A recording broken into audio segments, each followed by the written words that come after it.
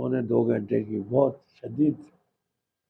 شدید گرما گرمی ہوئی. میں نے کیا، انہیں سنا، بڑا ظرف تھا ان کا، پوری بات سنی.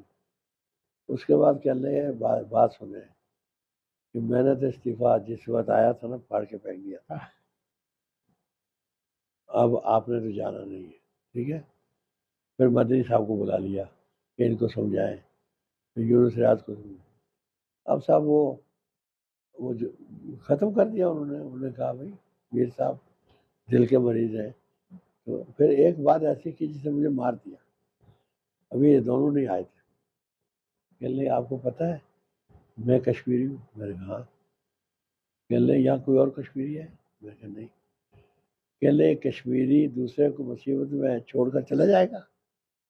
میں نے کہا وہی نفسیاتی مار ماری.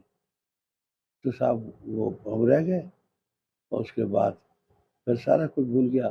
پھر یہ گریڈ دینے کا سلسلہ مجھ سے شروع ہوا.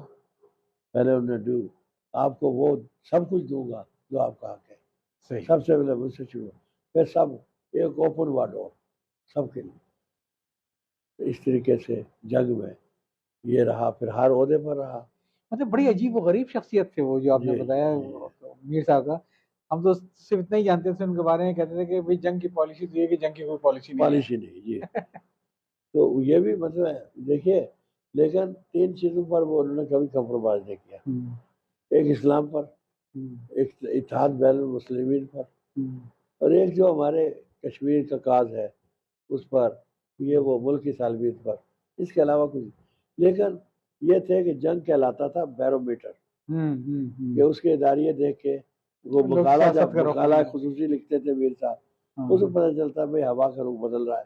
اب جو ہے تو یہ میر صاحب کی خصوصیات تھی. تو اتنے اچھے لوگوں سے مدنی صاحب نے میری نظریاتی تربیت کی. وہ جماعت جمعیت کے عہدیدار تھے، رکن تھے، اور پھر ہم یکجان 2 کالم ہو گئے.